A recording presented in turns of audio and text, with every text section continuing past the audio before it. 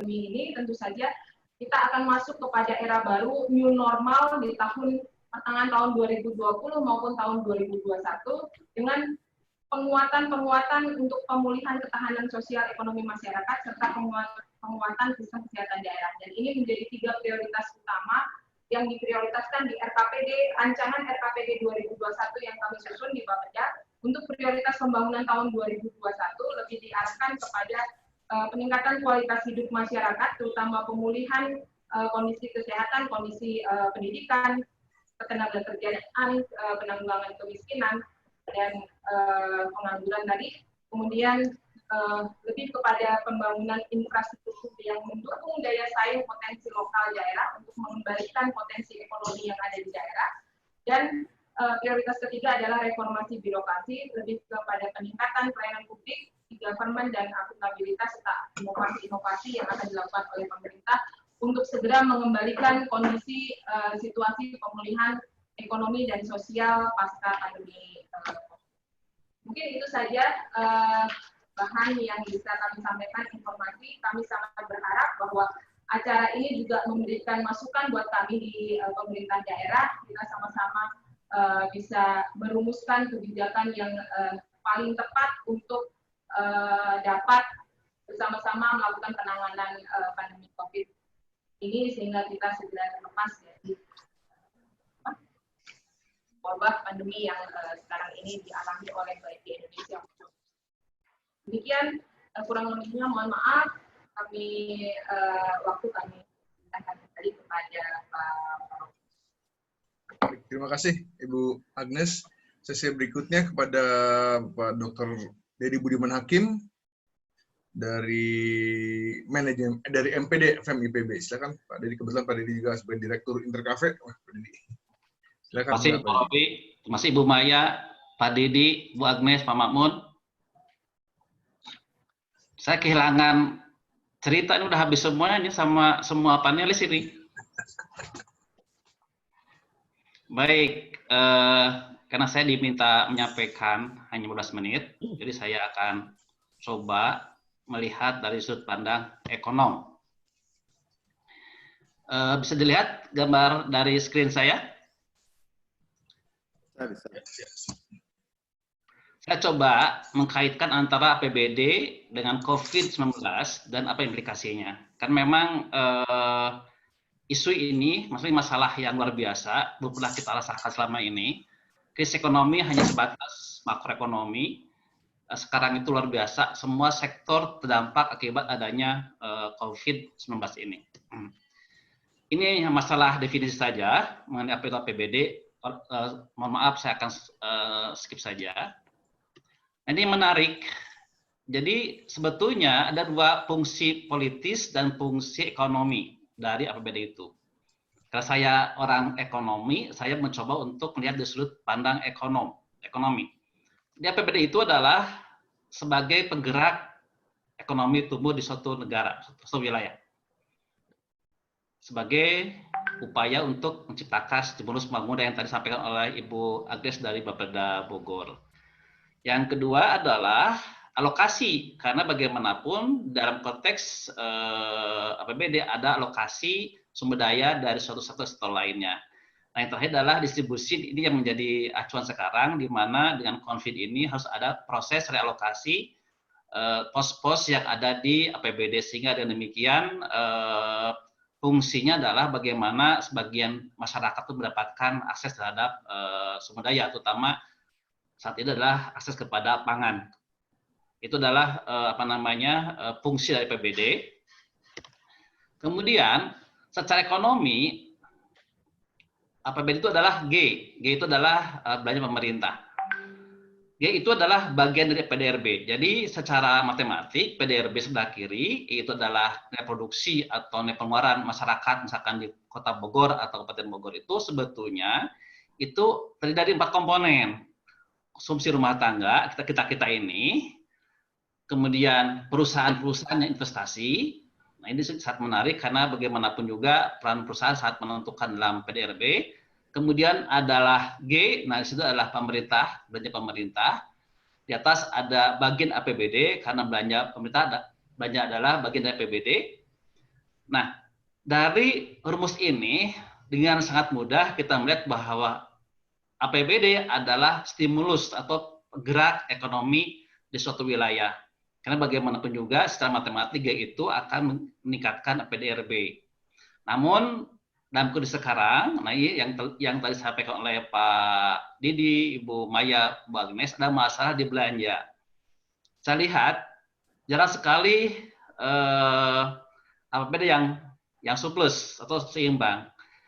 Tadi Bu Maya menarik, bagaimanapun juga ada dampak terhadap pendapatan. Betul Bu, saya coba lihat karena ternyata dengan adanya PSBB itu ada physical distancing, kemudian pembatasan itu membuat ekonomi juga mengalami pelambatan begitu. Di mana peran belanja pemerintah terhadap PDRB itu sebetulnya dalam ekonomi itu ada disebut dengan multiplier. Di sini ada delta Y sebelah kiri adalah pertumbuhan ekonomi, delta G adalah belanja pemerintah. Jadi sebetulnya secara ekonomi dampak positif delta G APBD itu menggerakkan ekonomi terhadap wilayah Bogor dan Kabupaten Bogor melalui transfer kepada rumah tangga, di mana tergantung kepada berapa besar rumah tangga itu mengeluarkan belanjanya untuk konsumsi. Ini ada yang menarik, anekdot sebetulnya. Semakin banyak kita belanja, semakin bagus buat ekonomi. Kenapa? Karena terjadi pertukaran transaksi dan kecepatan pertukaran uang. Nah itulah apa namanya hubungan antara APBD dengan PDRB. Sekarang adalah, nah saya coba melihat fakta yang ada. Tadi Ibu Agnes sudah menjelaskan. Saya melihat dari APBD Kota Bogor.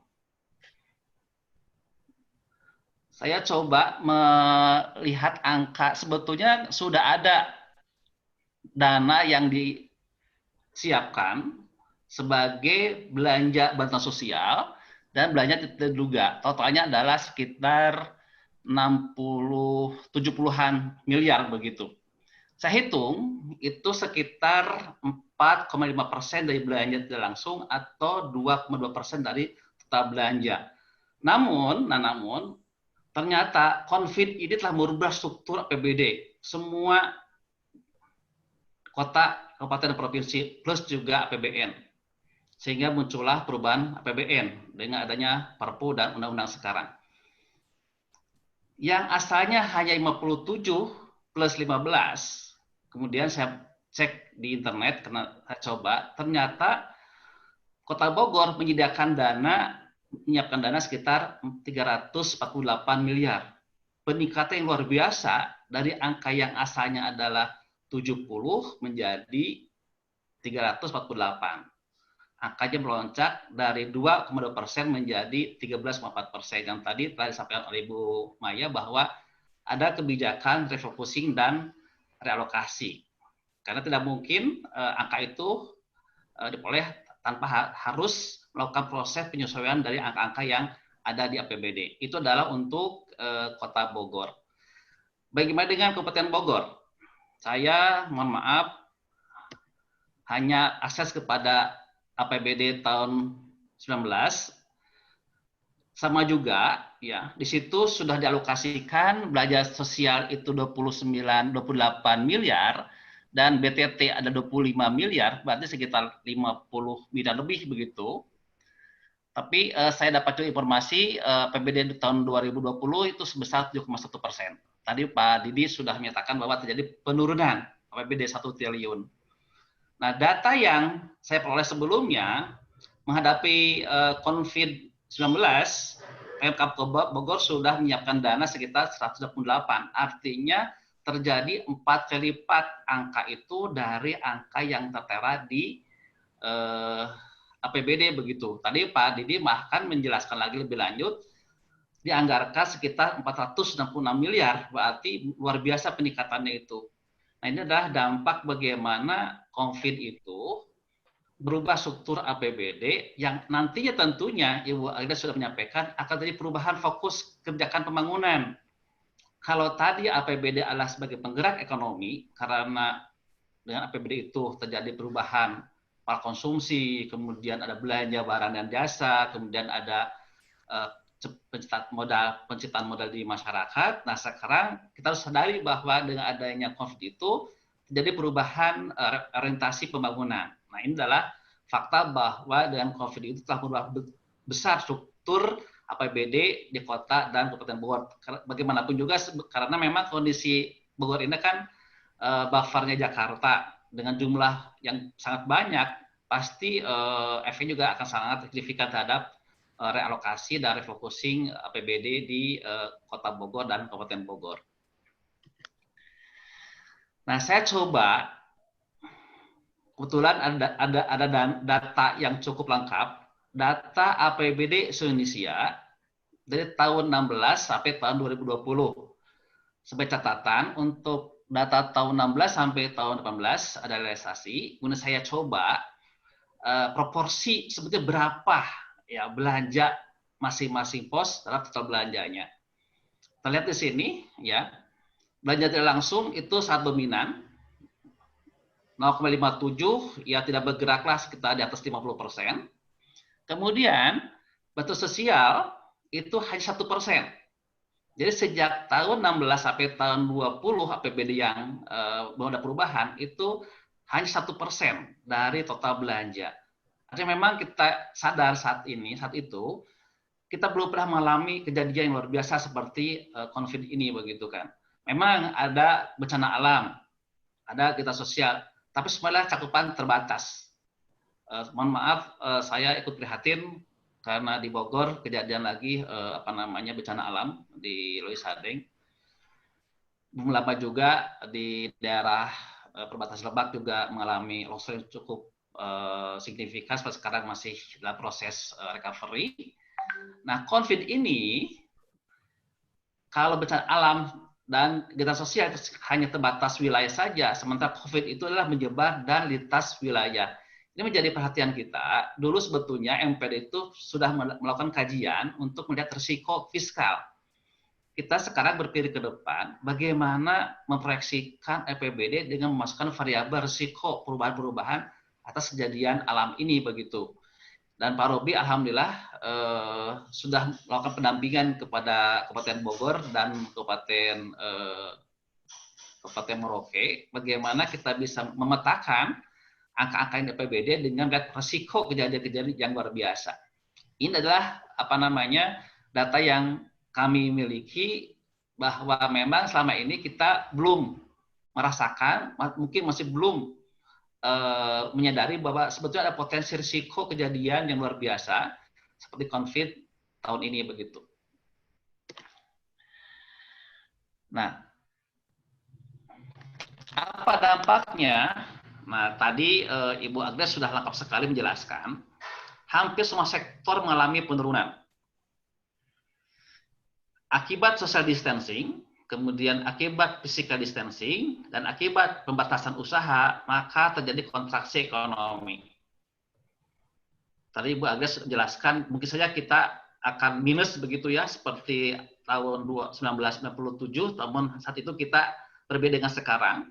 Sekarang itu semua aspek terdampak, terutama UMKM. Nah, ketika kontraksi ekonomi, ketika ada orang untuk tidak bisa lagi belanja dengan leluasa, kemudian orang tidak bisa lagi traveling, kemudian orang tidak bisa lagi nonton dan sebagainya, tentunya PAD akan menurun. Nah, itu juga yang dialami oleh baik Bogor maupun Kabupaten Bogor. Yang saya pelajari, saya yang dapat internet, sekitar 250 miliar itu terjadi penurunan PAD. Nah, ini menarik, betul kata Ibu Maya, satu pihak pemerintah daerah harus melakukan proses refocusing sama realokasi begitu. Namun jangan lupa bahwa ada masalah sebelah kirinya di pendapatan begitu. Di lain pihak ada peningkatan di belanja, lain pihak ada penurunan di pendapatan. Yaitu adalah semakin lama atau semakin kontraksial pertumbuhan ekonomi di wilayah Bogor dengan Kabupaten Bogor. Bahkan saya menarik bahwa ada pernyataan kita perlu juga minta bantuan kepada provinsi atau pusat. Mungkin Ibu Wai bisa menjelaskan. Bahkan di salah satu provinsi, pemerintah meminjam kepada salah satu bank dalam konteks bagaimana terjadinya pelebaran defisit anggaran akibat adanya COVID-19 ini. Nah, tantangan adalah ini sebetulnya menyarikan apa yang disampaikan oleh Pak Dedi, Ibu Maya dengan Ibu Agnes. Sebelah kanan terjadi peningkatan yang luar biasa untuk bantuan sosial, plus juga untuk stimulus ekonomi.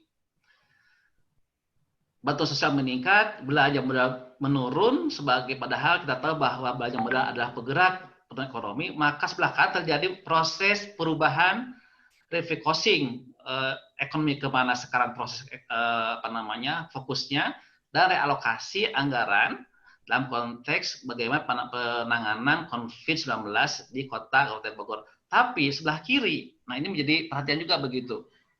Sebelah kiri yang tadi Ibu Agnes sampaikan, PAD akan turun drastis. Hotel tidak bergerak, terbatas. Restoran juga begitu. Orang boleh makan tapi tidak boleh diam di situ, tidak boleh makan di situ. Retribusi parkir tidak ada, hiburan tidak ada, pariwisata tidak ada, otomatis pendapatan asli daerah juga akan turun. Kemudian tadi sampaikan ada kemungkinan dana pribadi juga akan turun. Saya lihat di RU-nya, di Perpresnya, saya lihat ada perubahan memang, transfer ke daerah ada penurunan. Ini ada hal yang tidak seimbang. Sebelah kanan ada peningkatan, sebelah kiri ada penurunan. Berarti semakin lebar jarak defisit belanja di kota dan kabupaten. Maksud pertanyaan, dari mana sumbernya? Nah ini secara teoritis ada berapa kemungkinan, pinjamankah? Nah ini juga menjadi isu yang menarik. Karena memang ada kasus salah satu pemerintah terpaksa meminjam ke salah satu lembaga keuangan akibat sumber pendapatan sangat terbatas. Yang kedua, mungkinkah Pemda minta bantuan ke pusat atau provinsi? Jadi menarik. Kayak bagaimanapun juga, baik provinsi maupun juga pusat melakukan hal yang sama. Atau menaikkan pajak daerah tidak mungkin. Dalam kondisi kontraksi ekonomi sedang melambat, tidak transaksi, dan bahkan tadi dikatakan oleh Bu Agnes sampai Kota Bogor melakukan proses kebijakan terjadinya penundaan kebijakan pajak. Keempat, mengurangi belanja pos lain. Nah ini realokasi. Namun ya kita harus paham bahwa untuk tahun 2020 ini kita menghadapi tahun yang prihatin. Kita tidak berharap ekonomi akan bergerak positif. Namun ya itulah, kita harus sadar bahwa dengan adanya COVID ini ekonomi bergerak negatif, maka kita harus siap menghadapi kondisi di mana pengangguran akan meningkat, kemiskinan akan meningkat, kemungkinan juga Gini rasio akan mengalami pelemahan, sehingga menjadi PR bersama bagaimana hal-hal tadi itu bisa diminimalisir. Namun kita belum tahu ini masalahnya, sampai kapan COVID ini ada begitu. Dia mengatakan bulan Juni adalah peak-nya, berarti Maret, April, Mei, Juni 4 bulan, Juni tambah 4 berarti bulan Oktober baru selesai, atau bergeser ke Desember. Kita bayangkan kalau COVID itu masih terjadi, masih ada sampai bulan Desember, maka kita akan menghadapi suasana sangat sulit sekali, ya kan? Sangat sulit sekali, karena recovery butuh waktu. Saya tadi rapat dengan komite kerjaan, banyak perusahaan yang melakukan proses pemutus hubungan pekerja karena kondisi ekonomi sedang bermasalah, dan bahkan saya mendengar teman saya yang bekerja di salah satu kabupaten, anggarannya hampir semua digunakan untuk penanganan COVID. Artinya kegiatan ekonomi itu, terutama untuk APBD itu hibernate lah istilah sampai bulan Desember tahun 2020 ini. Itulah gambaran bagaimana COVID inilah merubah struktur APBD, sehingga kita harus berpikir ulang bagaimana kita menyusun APBD pada tahun 2021. Itu barangkali paparan saya, tidak panjang lebar. karena semua sudah dijelaskan oleh Ibu Maya, Pak Didi, dan Ibu Agnes. Terima kasih Pak Robi. Terima kasih semuanya. Wassalamualaikum warahmatullahi wabarakatuh. Waalaikumsalam warahmatullahi wabarakatuh. Terima kasih Pak Dedi. Jadi dari 4 narasumber ini kita bisa melihat cukup komprehensif. Satu dari pusat, kemudian di di daerah, dan satu dari akademisi. Jadi yang daerah mungkin pelaksana, jadi lebih komplit, sehingga dari akademisi tadi Pak Dedi sudah menjelaskan seperti apa secara teorinya yang terjadi di sini. Baik, jadi di sini sudah ada 4 orang penanya. Mungkin 1 orang yang akan diminta untuk live. Saya bacakan dulu yang ini sambil itu. Pertama dari Juliam. Seperti yang kita tahu bahwa relokasi APBN terfokuskan untuk mengatasi COVID, utamanya di bidang kesehatan. Ini sepertinya untuk ini. Kemudian dengan adanya PSBB di Kota Bogor, apakah adanya PSBB mengakibatkan harga bahan pokok di Bogor meningkat? Apa kebijakan Pemda Bogor agar tidak terjadi pelonjakan harga di Kota Bogor? Ini untuk Ibu Agnes. Kemudian yang masih dari Pak Juli, seperti yang kita ketahui juga ada realokasi APBN terfokuskan untuk mengatasi COVID, utamanya di bidang kesehatan. Dengan adanya PSBB ini, yang tadi maaf, karena ada 2 pertanyaan ininya. Kemudian yang kedua adalah dari Bu Meli, ini juga ke Ibu Agnes. Bagaimana contoh program penanganan dampak ekonomi terhadap pelaku usaha? Apa saja? Dan dari alokasi yang sudah diberikan sekitar 51 miliar itu untuk apa saja? Kemudian yang ketiga, waduh nambah ini. Jika saat ini sudah refokusi anggaran dari Saudara Fikma, apakah pemerintah pusat dan daerah sudah memiliki rencana atau persiapan untuk pemulihan pasca COVID? Mungkin dalam beberapa skenario waktu dan kebijakan. Terima kasih. Ini untuk Ibu Maya. Baik, sebelum itu saya tambahkan 1 orang penanya yang live, mungkin Bapak Hendro. Silakan Bapak Hendro. Pak Hendro ini salah satu dosen di IPB juga, dan beliau Dekan Fakultas Ekonomi di Unpad. Enggak, Pak Hendro. Assalamualaikum. Waalaikumsalam. Pak Didi, kumaha Mang? Alhamdulillah, murid Pak Hendro. Pak Didi, Mang. Pak Hendro mungkin pakai ininya, videonya. Videonya? Iya. Saya nggak ada kelihatan video ya? Oh, di pojok kiri, Pak. Iya, nggak ada. Adanya, saya nggak tahu, nggak ada ya. Biasanya kan ada ya. Iya. Oke, silakan Pak. Oke, nggak apa-apa lah ya. Ini saya biasa kan ada audio video ya. Ini udah mute-nya udah saya ini, tapi yang videonya nggak kelihatan, nggak apa-apa lah. Ya. Oke, mengapa, Pak Didi, punten ya. Mungkin Pak Didi dulu lah ya, Pak Didi ini. Punten kita udah lama ketemu Pak Didi ya. Sowan udah lama nggak ke Pak Didi. Semoga selalu dalam lindungan Allah ya. Kemudian juga simpati yang mendalam ke Kabupaten Bogor ya. Apalagi ada musibah yang baru aja ya, di Wesadeng. Kemudian juga apresiasi sekalian ini ya, kepada kawan-kawan di pemerintahan tentunya ya. Saya sangat setuju ya Pak Didi ya dengan prinsip yang dipegang saat ini, yaitu pokoknya utamakan dulu keselamatan dan kesehatan masyarakat. Dan bagaimana juga menjaga kapasitas masyarakat, khususnya kelompok marginal tentunya ya, untuk tetap dapat bertahan ya. Tapi mungkin saya kalau yang masalah pertanyaan standar atau yang kan mungkin sudah. Tapi saya ingin tanya terkait dengan hasil diskusi kalau nggak salah Bu Bupati kemarin, saya terima rekamannya juga.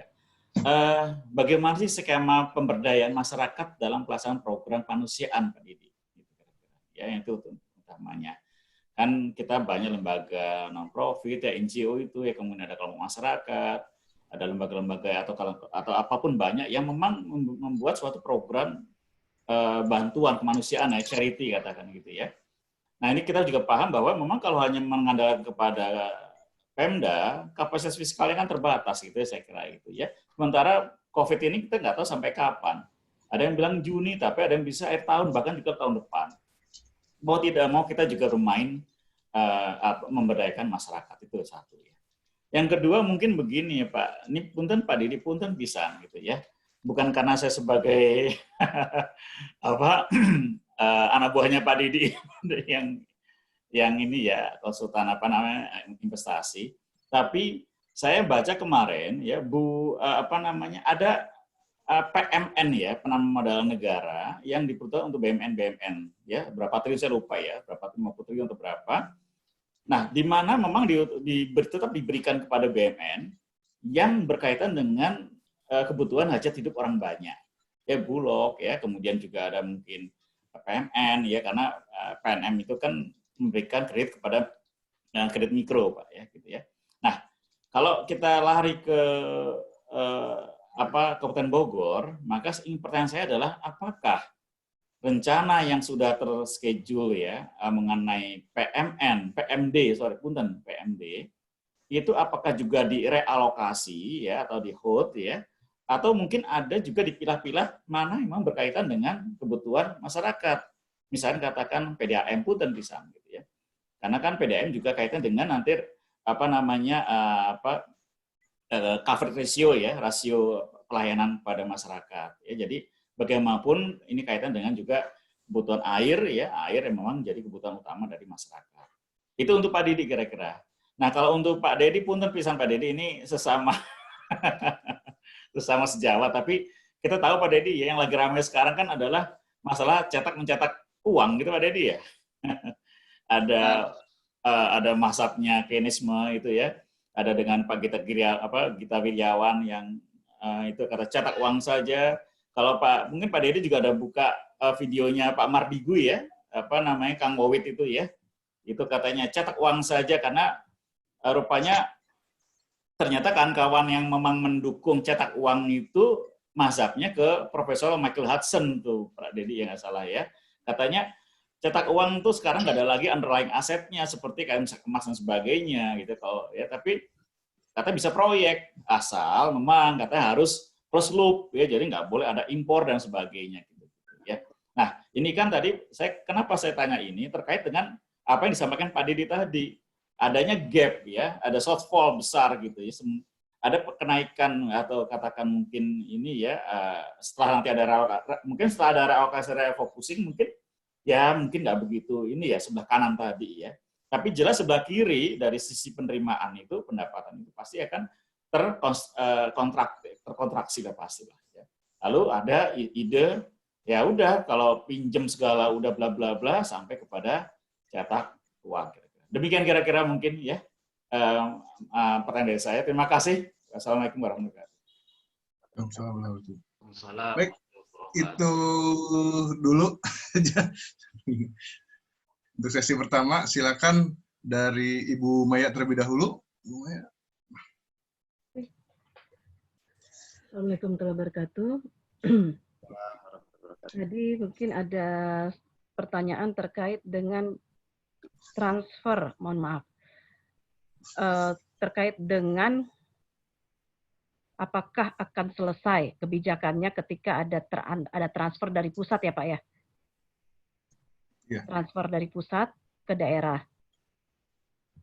Tadi saya tertarik dengan, saya berbicara secara global ya Pak. Tadi saya tertarik dengan Pak Dedi, di mana Pak Dedi benar itu Pak. Ada pendapatan, ada belanja. Pendapatan kita sudah kurang ini. Kurangnya di mana? Berbicara dana transfer kita kurang. Berbicara PAD sesuai dengan tadi yang disampaikan oleh Bu Agnes dan Pak Didi, iya kurang. Karena apa? Nggak ada lagi nih pemasukan kita. Berkurang lah, bukan nggak ada. Seperti yang namanya retribusi, kemudian pajak hiburan, di mana itu ada dari hotel maupun dari restoran, itu hilang semua. Sedikit yang diterima. Sehingga otomatis disampaikan dengan Pak Dedi, nggak seimbang. Belanjanya bertambah. Jauh sekali. Pendapatannya berkurang, belanjanya jauh bertambah. Kan gitu. Bagaimana menyingkapinya?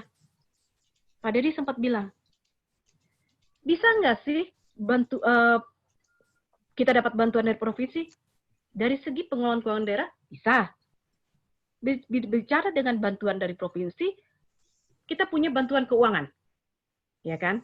Kita punya bantuan keuangan, baik itu bantuan keuangan ada dua. Ada dua, yaitu bantuan keuangan khusus dan bantuan keuangan umum. Provinsi silahkan membantu kepada kabupaten kotanya. Apabila apa? Apabila provinsinya sudah oke. Sudah oke-nya? Sudah terpenuhi belum dia? Lah kalau provinsinya saja uangnya juga kembang kempis, belum terpenuhi dengan amanat yang sudah disampaikan di SKB, bagaimana dia ingin memberikan bantuan keuangan kepada kabupaten kotanya? Itu. Bisa. Bantuan keuangan antar provinsi. Provinsi ke kabupaten kota, ataupun bantuan keuangan dari kabupaten kota ke provinsi. Ternyata Kabupaten Bogor, duit saya sudah cukup nih. Apa yang diamanatkan dalam SKB yang tadi berbicara kurang sekurang-kurangnya 50%, saya sudah cukup. Saya mau bantu provinsi aja deh, Mbak. Provinsi ternyata kurang nih, saya bantu. Bisa, Pak, dalam mekanisme bantuan keuangan. Itu konteksnya. Kemudian berbicara pinjaman, kita ada pinjaman, Pak. Pinjaman ada 3, pendek, menengah, dan panjang. Tapi mekanisme pinjaman ini akan sulit. Sulitnya apa? Karena pinjaman ini itu ada mekanisme persetujuan dan pertimbangan dari Menteri Dalam Negeri. Kan gitu. Untuk pinjaman yang sifatnya pendek, ini hanya dalam konteks mengakomodir dana-dana yang sifatnya untuk saat ini. Misalkan ketika APBD suatu daerah tidak mengakomodir yang namanya itu THR, ya kan? Kalau nggak salah itu di 2018. Terus saya ternyata kurang nih, bisa dia melakukan pinjaman. Dalam konteks pinjaman jangka pendek. Itu dalam konteks pinjaman, Pak. Kemudian mau nggak mau otomatis berarti kita dari rasionalisasi belanja, mengurangi belanja. Tapi ada salah satu contoh, ini bagi mungkin dari kabupaten ataupun kota Bogor yang memiliki BUMD. Ini saya dengar beberapa daerah, mereka punya BUMD, di mana BUMD-nya yang misalnya awalnya BUMD dia ini memproduksi minuman kaleng, minuman ringan. Dalam konteks COVID ini, saya mau bantu saya membuat masker. Memproduksi masker BUMD-nya. Sehingga otomatis apa? Meningkat pendapatan PAD-nya. Kan gitu.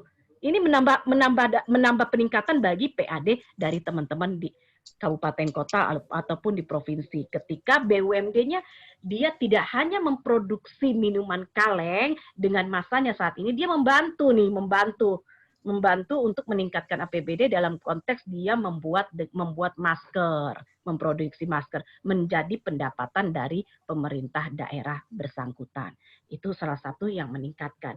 Kemudian mau nggak mau dengan adanya COVID yang kita tidak pernah tahu ternyata ada kejadian seperti ini di tahun 2020, mau nggak mau rasionalisasi belanja. Tadi saya melihat juga dari Kabupaten Bogor, itu saya lihat untuk bantuan keuangannya dalam mohon izin Pak Kaban, besar ya Pak ya. Saya lihat itu 700 sekian M. Saya melihat ada belanja, kalau kita berbicara BTL dan BL, di BTL tadi saya lihat itu ada belanja pegawai 1,5, itu saya tidak bisa bicara karena belanja pegawai di BTL itu tidak lebih dan tidak kurang gaji, kan gitu. Tapi ketika berbicara bantuan keuangan, ini tidak wajib kok. Tidak wajib, apalagi di saat kita pandemi. Kan gitu.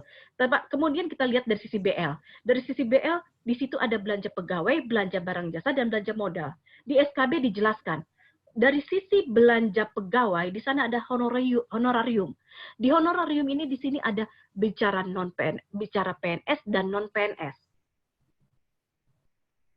Bagaimana kita ketahui, kita berbicara honorarium non PNS, honorarium PNS itu harusnya menjadi bagian dari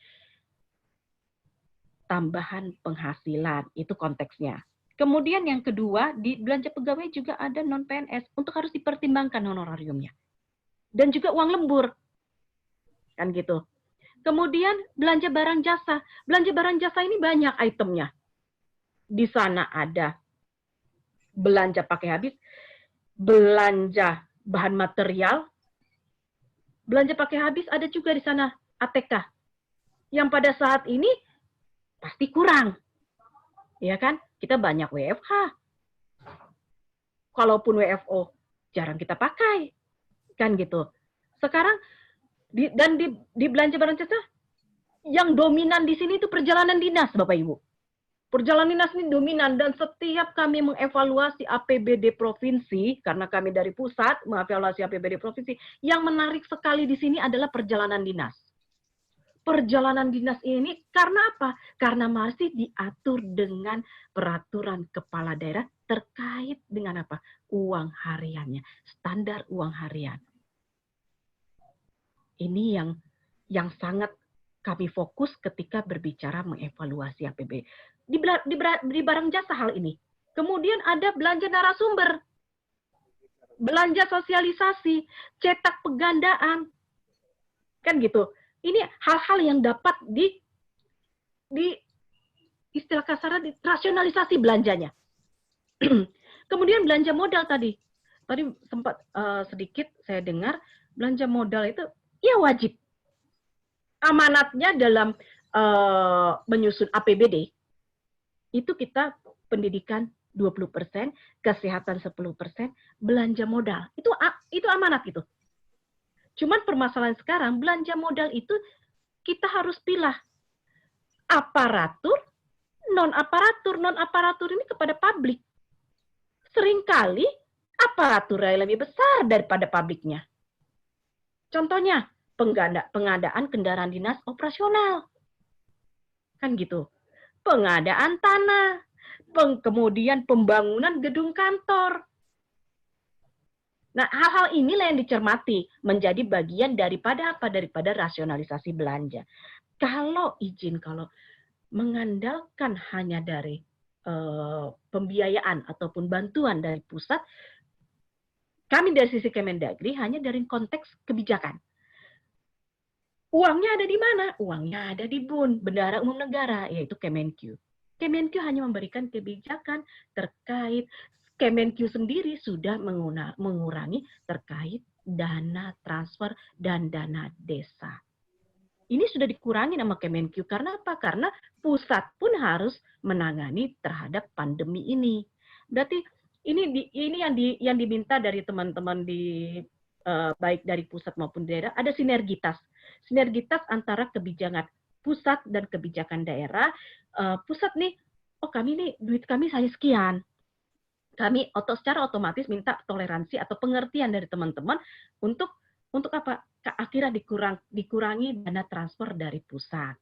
Tapi saya sampaikan juga di sini, mungkin tadi ada yang mendengar terkait dengan press release, di mana press release ini mengatakan dari press release dari Kemenq yang menyatakan bahwasanya tanggal 1 Mei kalau tidak saya, belanja barang jasa dan belanja modal itu diberikan toleransi sekurang-kurangnya 35%.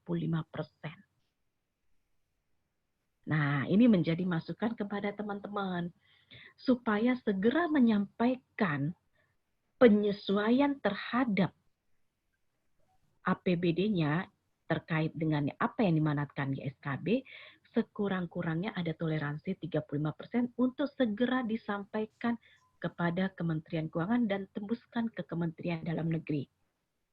Supaya kami bisa saling meng-cross-check. Sehingga apa? Dana yang tadinya ditunda akan disalurkan kembali. Karena kebijakan di SKB seperti itu. Apabila tidak disesuaikan sampai akhir tahun anggaran, otomatis tidak dibayarkan terhadap dana DAU yang tadinya ditunda. Gitu. Jadi ini dibutuhkan dalam konteks pandemi ini dibutuhkan sinergitas antara pusat dan daerah. Ada salah satu kasus berkonsultasi, Bu, saya di tempat saya ini hanya 1 orang, Bu. Kenapa saya harus dipotong sebegitu besar? Saya kan hanya 1 orang yang positif. Untuk apa kenapa kebijakan pusat itu harus berlaku kepada semua? Ya, kami dari pusat hanya ingin menyampaikan sinergitas diperlukan di sini. Tidak memandang apakah dia di sana 1 positifnya. Karena apa? Biaya ini kan untuk semua menjadi 1, tidak mengakomodir masing-masing daerah, dan kebijakan tidak dibuat untuk masing-masing daerah. Kebijakan dibuat 1. Sehingga minta pengertian dari teman-teman daerah yang memang dia hanya saya positifnya 1, ya sudah. Dengan daerah tersebut positifnya 1 dan APBD-nya juga kan tidak terlalu tinggi. Disesuaikan dengan amanat daripada Menteri Dalam Negeri dan juga Menteri Keuangan. Mungkin demikian, Pak. Silakan. Saya kembalikan kepada moderator. Terima kasih, Bu Maya. Baik, sesi berikutnya kepada Pak Dedi. Ya, terima kasih. Yang pertama tadi Pak Hendro, terima kasih ini. Ada beberapa skema yang akan diberlakukan di Kabupaten Bogor dengan kebijakan Ibu Bupati. Salah satunya adalah dalam rangka pemberdayaan masyarakat ini akan memberlakukan padat karya tunai. Gitu. Padat karya tunai ini karena Kabupaten Bogor kan sekarang zona merahnya 19, zona kuningnya 19, hanya 2 kecamatan saja zona hijau. Jadi dari 40 kecamatan. Artinya bahwa pandemi corona ini di Kabupaten Bogor sudah merambah ke hampir 38 kecamatan. Nah, oleh karena itu, dengan pemberlakuan PSBB, social distancing yang diberlakukan oleh pemerintah daerah, oleh pemerintah Kabupaten Bogor, tentunya berdampak juga kepada kondisi masyarakat yang tadinya bekerja, berusaha, bertani, berdagang, itu sekarang banyak di rumah. Nah, salah satu upaya agar masyarakat tingkat ekonominya juga bisa terus berjalan, maka pemerintah Kabupaten Bogor akan memberlakukan padat karya tunai. Artinya setiap kegiatan-kegiatan yang ada di desa itu dilaksanakan dengan cara gotong royong tapi tetap physical distancing. Kemudian yang kedua, kaitan dengan penanaman modal daerah. Di tahun 2020 ini penanaman modal daerah baru tidak ada. Tapi yang ada, kita merencanakan untuk pemberian tambahan penanaman modal kepada PDAM sesuai dengan hasil kajian tim penasehat investasi yang sudah bekerja dengan maksimal. Tentunya di dalamnya adalah Pak Dr. Robi nih, dengan Pak Hendro, dengan Prof. Yusman gitu. Jadi ini tim penasehat investasi Kabupaten Bogor yang selalu memberikan langkah-langkah yang positif untuk dijadikan kebijakan pemerintah daerah. Kita akan memberikan kepada PDAM. Tapi kan penanaman modal daerah ini, penyertaan modal daerah ini harus diawali dengan pembentukan peraturan daerah terlebih dahulu. Berapa yang akan diberikan. Ketika kita sedang dalam proses pembentukan peraturan daerah tentang penyertaan modal kepada PDAM, ini situasinya dalam kondisi harus banyak yang work from home gitu, sehingga ini agak terdelay sedikit. Ya mudah-mudahan di bulan Juli, Prof. Hendro ini bisa selesai perdanya, sehingga di bulan Agustus direncanakan ketika kita akan melakukan perubahan APBD, perubahan reguler, gitu ya, karena untuk menampung perubahan-perubahan penjabaran yang sudah beberapa kali kita lakukan. Maka itu juga mungkin termasuk yang akan menjadi konteks pembahasan antara pemerintah daerah dengan DPRD. Kemudian tambahan tadi memang ke Ibu Maya, kita bantuan keuangan ini besar besarnya ini Bu dengan 700 itu untuk desa. Karena ada kewajiban pemerintah daerah sesuai dengan Undang-Undang Nomor 6 tahun 2014 tentang desa, bahwa pemerintah kabupaten memiliki kewajiban untuk memberikan alokasi dana desa. Selanjutnya juga memberikan bagi hasil pajak dan retribusi daerah. Total untuk dana alokasi dana desa itu 507 miliar. Sedangkan untuk alokasi dana desa 263 miliar. Gitu. Kemudian untuk bagi hasil pajak dan retribusi daerah termasuk dana desa mencapai 507 miliar gitu. Sehingga memang 760 sampai 770 lah miliar itu bantuan keuangan itu disampaikan ke desa. Salah satu yang menarik memang tadinya kami berencana khusus untuk BPHRD nih, bagi hasil pajak dan retribusi daerah BHPRD tadinya akan mengurangi. Tapi karena perhitungan BHPRD ini dihitung dari BHPRD tahun lalu, hasil pajak tahun lalu, maka mendapatkan protes juga dari pemerintah desa. Nah, ini kan hitungannya hitungan tahun yang lalu, tidak bisa dikurangi. Nah, seperti ini juga jadi dilematis bagi pemerintah daerah untuk mengurangi bagi hasil pajak dan retribusi daerah yang menjadi kewajiban pemerintah daerah kepada desa-desa yang ada di Kabupaten Bogor. 416 desa di Kabupaten Bogor ini yang punya hak untuk menerima alokasi dana desa dan bagi hasil pajak dan retribusi daerah serta dana desa. Itu mungkin tambahannya. Terima kasih. Baik, terima kasih Pak Didi. Baik, kepada Ibu Agnes, sesinya silakan Bu Agnes untuk menjawab pertanyaan. Baik, terima kasih Pak. Pertanyaan pertama terkait dengan stabilitas harga bahan pokok di Kota Bogor. Memang di dalam gugus tugas Satgas COVID Kota Bogor, salah satunya anggotanya adalah untuk bertugas untuk menjaga stabilitas harga bahan pokok di Kota Bogor. Mungkin terkait dengan implementasinya, yang pertama kita menjaga distribusi pasokan, kemudian yang kedua operasi pasar, dan ketiga ini semua dilakukan kolaborasi antara kerjasama antara Dinas Ketahanan Pangan dan Pertanian Kota Bogor dengan Dinas Perindustrian dan Perdagangan, dan di Sekda itu oleh bagian perekonomian. Mereka berkolaborasi untuk setiap hari memantau harga bahan pokok ini dan menjaga stabilitasnya, baik itu dari sisi sampai itu yang pertama. Kemudian yang kedua terkait dengan alokasi anggaran 51 miliar yang sudah dialokasikan di belanja tidak terduga untuk program pemulihan ekonomi dan pengaman ini. Sebenarnya di slide sudah kita sampaikan juga, tapi karena waktu yang sangat terbatas tadi tidak sempat menjelaskan satu persatu. Pertama, programnya adalah fasilitasi bantuan bahan baku untuk para UMKM.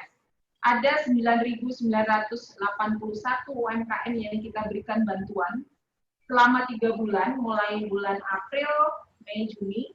Nanti selama 3 bulan, setiap bulannya 1 juta untuk bantuan bahan baku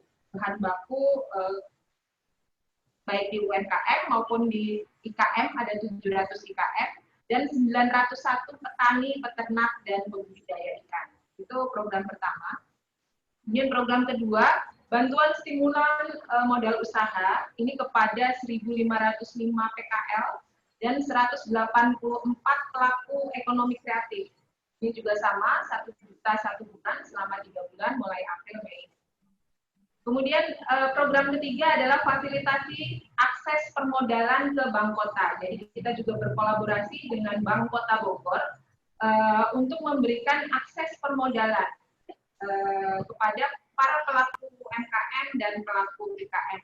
tentu saja dengan pendampingan dari Dinas UMKM, Koperasi dan UMKM, dan Dinas Perindustrian Perdagangan untuk bisa memberikan fasilitasi akses kepada kerjasama dengan Bank Kota Bogor untuk memberikan permodalan kepada para pelaku UMKM. Dan kemudian program yang keempat adalah fasilitasi akses pemasaran produk UMKM. Ini diberikan kepada 12.246 pelaku UMKM. Jadi dengan cara kita membeli produk mereka, dari 12.246 pelaku UMKM ini, kita membeli produk mereka setiap bulan 200.000 untuk kita bagikan bantuan sosial kepada masyarakat yang membutuhkan. Ini 200.000 per UMKM dan IKM. Kemudian program kelima adalah bantuan sembako kepada para pelaku usaha mikro. Ini ada 13.271 pelaku usaha mikro yang kita berikan bantuan sembako 200.000 per bulan kali 3 bulan. Total semuanya ada 51 miliar peruntukannya. Selain program-program dukungan insentif kepada pelaku usaha tadi terkait dengan penundaan pajak, kemudian pengurangan penghapusan denda piutang, PBB dan sebagainya. Kemudian terkait dengan UMKM ini juga ekonomi juga masyarakat ini ada bantuan juga dari Perumda Tirta Pakuan PDAM Kota Bogor. Itu terkait dengan keringanan biaya untuk pemasangan baru PDAM, kemudian denda keterlambatan pembayaran dan penundaan penutupan biaya pelanggan yang terlambat khusus untuk pelanggan bagi usaha mikro yang termasuk golongan pelanggan R1, R2, dan R3. Kemudian insentif dari Bank Kota Bogor berupa penundaan pembayaran kredit UMKM maksimal selama 1 tahun, kemudian penghapusan pembayaran denda dan bunga keterlambatan angsuran bagi pelaku usaha, dan melaksanakan restrukturisasi kredit melalui penjadwalan ulang jangka waktu kredit. Nah, harapannya ini kebijakan-kebijakan di sektor ekonomi ini dapat membantu masyarakat kita, terutama di sektor UMKM, IKM, dan para pelaku petani dan sebagainya, untuk bisa minimal bisa mengatasi situasi sulit yang kita hadapi bersama ini selama 3 bulan ke depan. Dan ini juga akan dievaluasi pada nanti setelah 3 bulan. Tentu saja refocusing tadi seperti disampaikan Bu Maya, refocusing tidak hanya diizinkan 1-2 kali, tapi bisa lebih dari itu. Tentu saja kita melihat tren nanti ke depannya setelah 3 bulan program-program pemulihan ekonomi ini berjalan, kita evaluasi di bulan Agustus. Nah, ini akan menjadi bahan pengambilan keputusan nanti di periode berikutnya. Ini mungkin gambaran terkait tadi pemulihan ekonomi dan pengamanan daya beli. Itu mungkin Pak Robi kembali kami serahkan waktunya kepada moderator. Baik, terima kasih Bu Agnes. Sesi terakhir pada Pak Dedi. Terima kasih Pak Hendro atas pertanyaannya. Kebetulan saya baru menyelesaikan kuliah makroekonomi nih untuk mahasiswa semester 4. Baik, menjawab Pak Hendro, saya akan menjawab akan menggunakan data empiris Pak Hendro ya.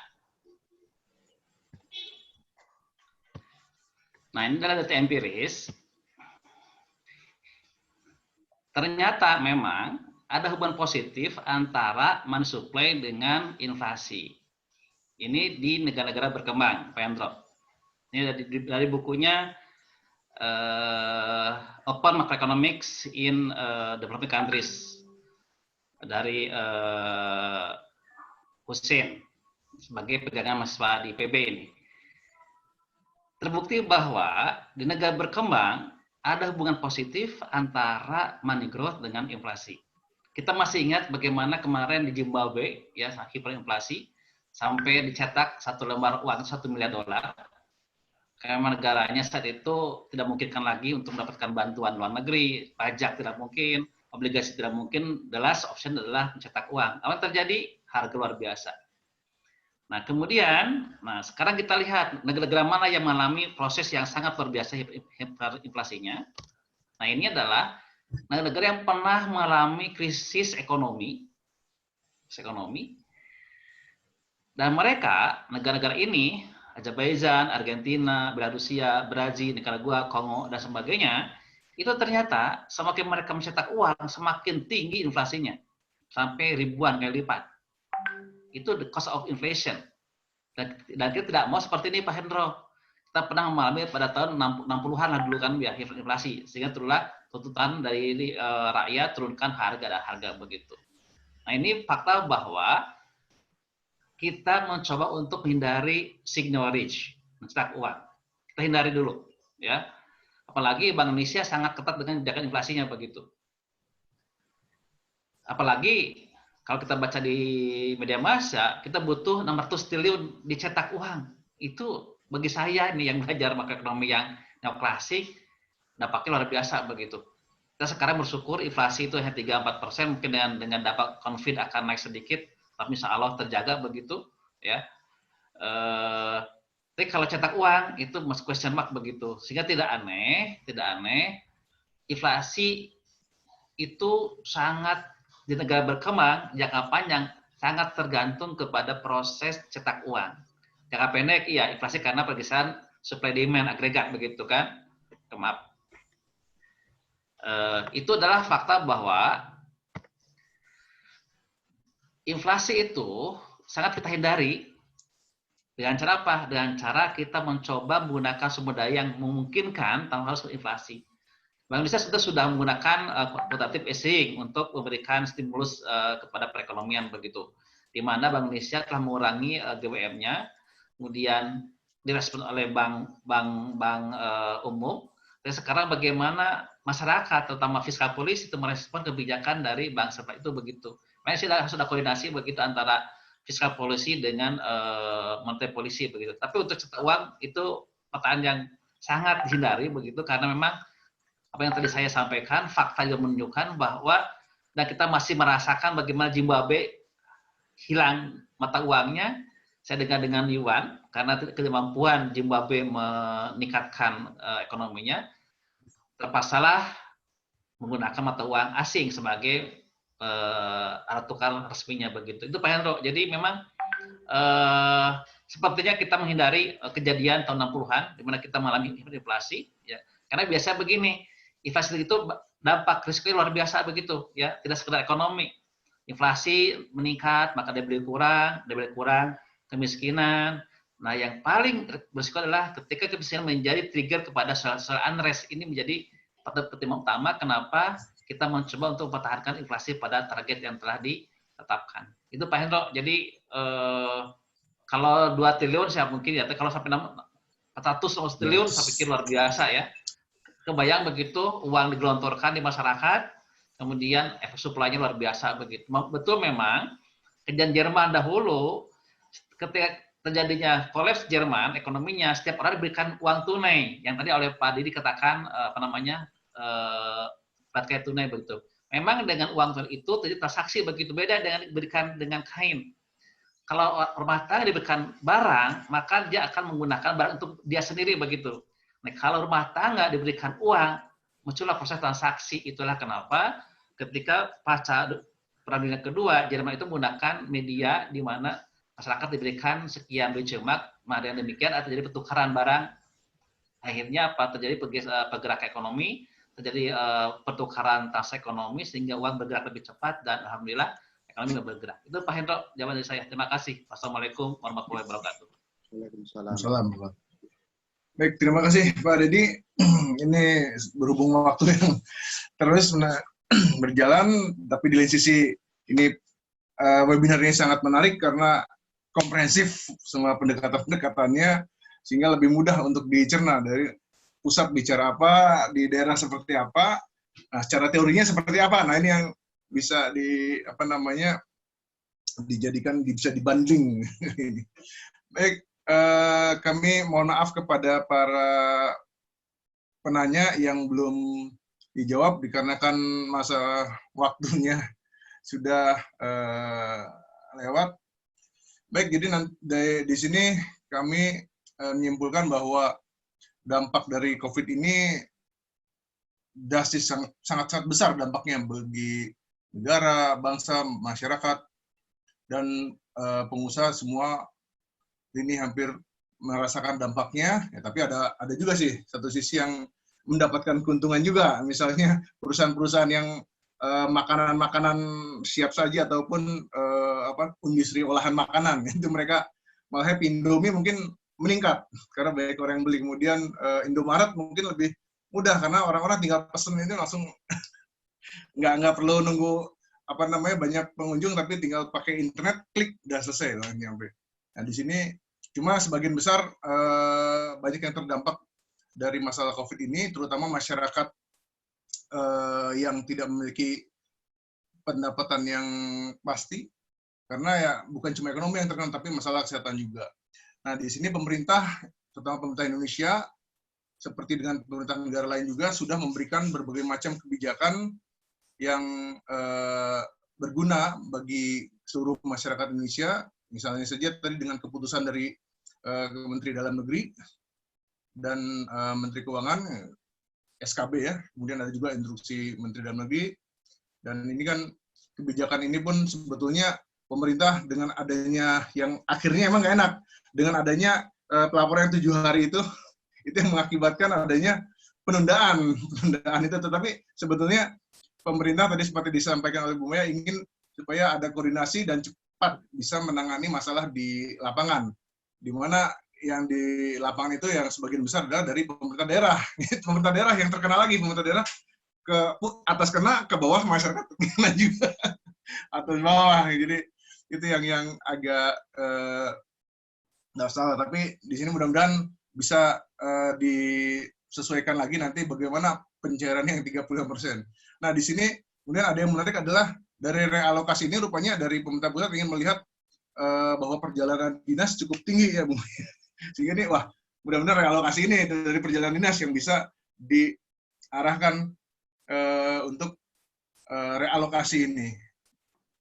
Nah, kemudian beberapa kegiatan yang telah dilakukan oleh pemerintah daerah, terutama untuk kesehatan, dampak ekonomi dan jaringan persamaan sosial, terutama di sini adalah masalah dampak ekonomi, karena jaringan pengaman sosial yang masalah itu yang kemarin ramai itu rupanya masalah data, tapi ya tidak masalah, akhirnya ada update data, kemudian masyarakat pun akhirnya udah memahami, akhirnya ya dengan adanya jaringan pemberian bansos baik dari pusat, dari daerah ataupun dari ada juga dari lumbung pangan beberapa daerah, itu akhirnya diterima oleh masyarakat ya dengan legowo lah. Yang penting mereka sementara ini bisa untuk hidup dulu, walaupun nanti mudah-mudahan berharap dengan adanya COVID ini cepat selesai, maka mereka bisa normal kembali. Nah, beberapa kegiatan yang telah dilakukan oleh pemerintah daerah, misalnya di sini ada pemerintah di Kabupaten Bogor, yaitu dengan adanya disampaikan ada mengenai padat karya tunai. Jadi ingat saya zaman dulu pas order reformasi ya, model gitu ya.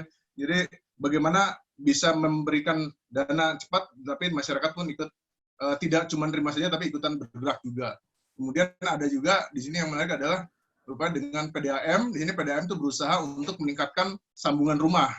Karena dengan meningkatkan sambungan rumah itu, maka salah satu dengan cepatnya meningkat sambungan rumah dan COVID ini kan masalahnya adalah masalah kita supaya tetap bersih. Ya, dengan adanya sambungan rumah meningkat, maka diharapkan semakin menurun atau peluang terjadi COVID menurun di Kabupaten Bogor, di mana kedua daerah ini, kota dan Kabupaten Bogor ini kan merupakan daerah yang berada di area epicentrum pusat penyebaran, sehingga memang cukup kalau tidak hati-hati sekali ini berbahaya bagi kedua daerah ini. Kemudian di Kota Bogor pun sudah melakukan berbagai macam kegiatan seperti penundaan pembayaran kredit, kemudian penghapusan denda, dan juga ada restrukturisasi kredit. Nah, itu. Nah, tadi yang terakhir pertanyaan dari Pak Dedi menarik juga, memang masalah uang yang lagi dihebohkan itu jangan sampai terjadi Pak Dedi ya. Karena berbahaya. Saya ingat kalau di Zimbabwe itu ketika beli roti bukan pakai uang, uangnya bukan pakai hitungan 10.000, 20.000, tapi berapa kilo uangnya. Itu jadi masalah. Jadi itu dulu yang bisa kami sampaikan. Jadi alhamdulillah dengan adanya webinar ini, dengan mencakup dari pusat dan pemerintah daerah dan akademisi, jadi bisa di blending dan bisa lebih logis apa-apa yang sudah yang terjadi di kondisi sekarang ini. Baik, sesi berikutnya dikembalikan lagi kepada Pak Makmun. Terima kasih Pak Makmun, terima kasih Bu Maya, Pak Didi, Bu Agnes, dan Pak Dedi. Terima kasih. Sama Robi, Pak Robi. Baik, terima kasih Pak Robi. Jadi kita sudah menghabiskan waktu, tadi kita mulai tepat pukul 13.30 dan pukul 15.46. Jadi mohon maaf ada waktu terlambat lebih dari yang kita rencanakan. Namun juga banyak pertanyaan yang masuk, namun mohon maaf juga tidak dapat kami tayangkan, tidak dapat kami bahas. Saya kira tadi sudah dikemukakan oleh Pak Robi mengenai hasil dari diskusi ini. Semoga harapan kita bahwa apa yang kita sajikan pada hari ini, yaitu mengenai kebijakan refocusing dan realokasi APBD pada masa pandemi COVID-19 dapat berguna dan bermanfaat bagi kita semua dan juga bagi pembangunan kita yang kebetulan di sini diwakili oleh Bogor ya dan kota, namun juga mudah-mudahan dapat dipergunakan juga oleh kabupaten dan kota lainnya, juga mungkin provinsi dan sebagainya. Saya kira itu, dan terus terang kami sangat apresiatif sekali kepada terutama panelis ya, yang meskipun siang-siang, yang kalau puasa ini kita lagi waktunya ini pada dia, waya kata pada wayana ya. Namun kita alhamdulillah semangat ya demi negara ini, dan kami ucapkan sekali lagi terima kasih kepada para panelis dari mulai Ibu Maya, kemudian Pak Didi, Bu Agnes dan Pak Dedi juga moderator, dan juga tidak lupa kami ucapkan terima kasih kepada Pak Dekan kami yang tadi telah memberikan arahan dan membuka webinar ini, juga kepada tim sekretariat yang telah menjadikan acara hari ini dapat terlaksana. Alhamdulillah saya kira lancar, dan kalau ada yang kurang kami mohon maaf yang sebesar-besarnya, dan saya kira hanya ini saja dapat kami sampaikan sebagai host atau penyelenggara, dan sekali lagi mohon maaf kalau ada yang kurang. Kami akhiri dengan wabillahi taufiq wal hidayah. Wassalamualaikum warahmatullahi wabarakatuh. Waalaikumsalam.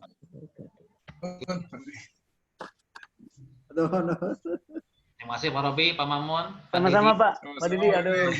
Bu Maya, terima kasih Bu Maya. Terima kasih Pak. Terima kasih semua Pak. Sama Regi, terima kasih. Siapa? Pak Dedi mau foto bersama dulu Pak, sebentar Pak, saya foto dulu. Itu baru tinggal. Ya, 1, 2, 3 Pak. Satu lagi Pak, 1, 2, 3. Ya, sudah. Alhamdulillah. Oh, kelihatan juga ya, foto bersama ya bisa.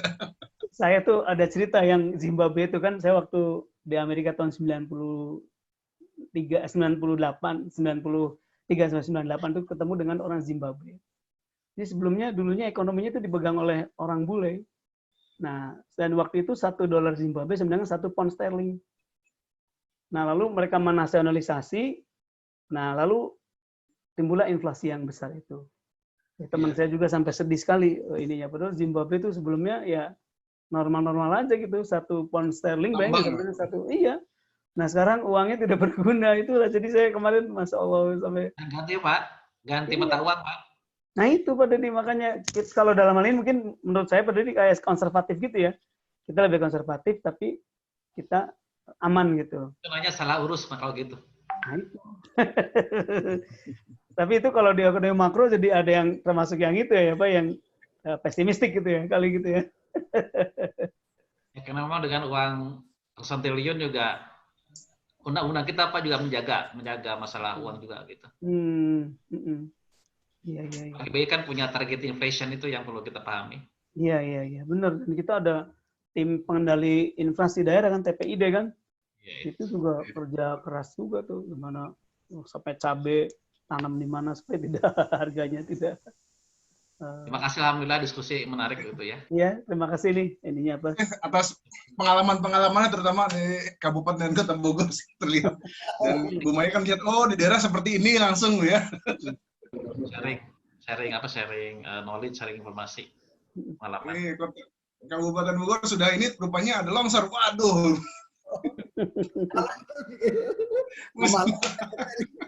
harus nambah lagi PTT. Iya Pak ya. APBD unik Pak, Iya. unik sekali, apalagi setiap penyusunan anggaran. Iya, aduh. Pak Kaban paham benar ini, dan Bu Agnes ini dari Bapeda, waduh, pusing mikirin program kegiatannya Pak. SKPD-nya nggak mau dipotong. Nah, itu masalahnya. Kalau udah urusan potong memotong udah susah itu. Itu agak sulit kalau APBD. Mohon maaf Bu, apa benar Bu, Kota Bogor tuh mau jadi contoh yang penurunan COVID-nya paling bagus gitu Bu? Apa kira-kira benar? Saya dengar gitu.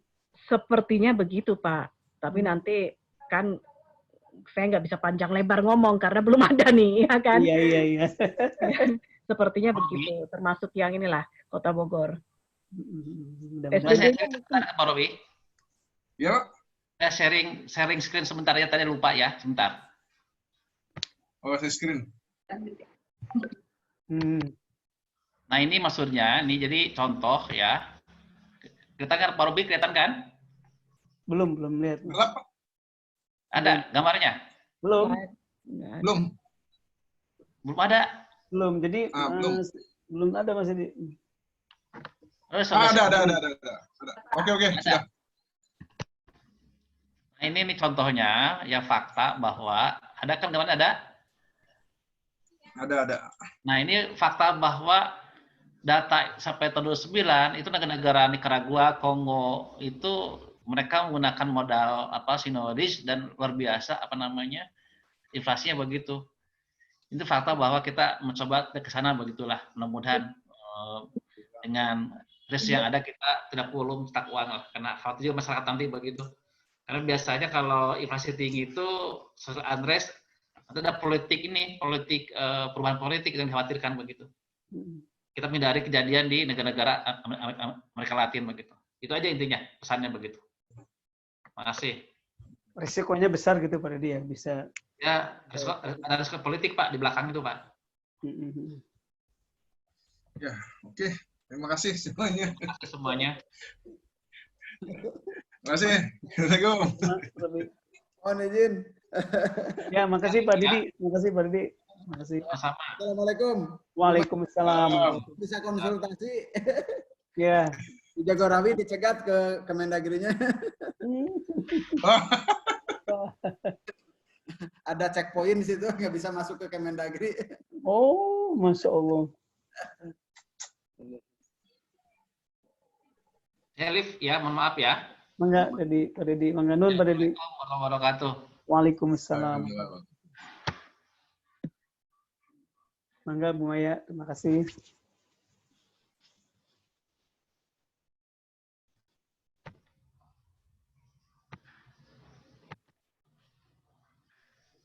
Saya live ya. Terima kasih, Pak. Bro, gua live ya. Oke, thank you, Bro ya. Yuk sama-sama. Itu udah dikirim ke ya? Mas Robi sama ke Pak Dedi ya fotonya ya. Siap. Sip, yuk. Thank you. Yuk.